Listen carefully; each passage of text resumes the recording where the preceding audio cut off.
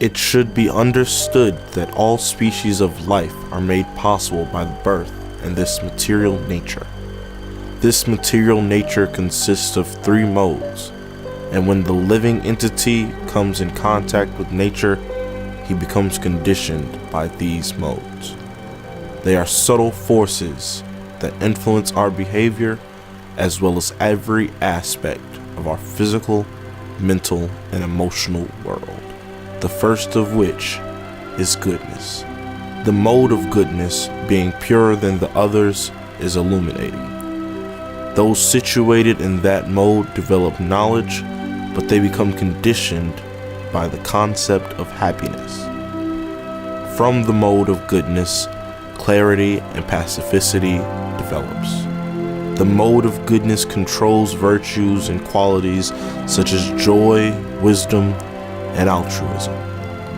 By acting in the mode of goodness, one becomes purified. Next is passion. The mode of passion is born of unlimited desires and longings, and because of this, one is bound to material fruitive activities. When there is an increase in the mode of passion, the symptoms of great attachment, uncontrollable desire, intense endeavor, and grief develop. The mode of passion controls greed, anger, lust, ambition, and frustration. By acting in the mode of passion, one becomes struck with confusion. And finally, we have ignorance. The mode of ignorance causes the delusion of all living entities. One who has no idea how to act and how not to act has fallen under this mode. For the person in the mode of ignorance, everything is an illusion. There is no happiness either in the beginning or at the end. From the mode of ignorance, foolishness, laziness, apathy, and delusion develop. By acting in the mode of ignorance, one becomes lost in illusion. The bewildered soul thinks he or she is the doer of activities, but actually we are forced and pushed around to act according to the modes like a puppet. We have a choice of which modes of nature we want to be influenced by. One person becomes a criminal because he gives in to the mode of ignorance.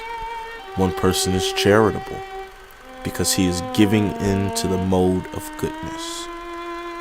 Sometimes the mode of passion becomes prominent, defeating the mode of goodness, and sometimes the mode of goodness defeats passion, and at other times the mode of ignorance defeats goodness and passion. In this way, there's always competition for supremacy. He who is seated like one unconcerned, being situated beyond these material reactions of the modes of nature, who remains firm, knowing that the modes alone are active, who regards alike pleasure and pain, and looks on a clod, a stone, and a piece of gold with an equal eye, who is wise and holds praise and blame to be the same, who is unchanged in honor and dishonor, who treats friend and foe alike, who is abandoning all fruitive undertakings. Such an individual is said to have transcended the modes of nature.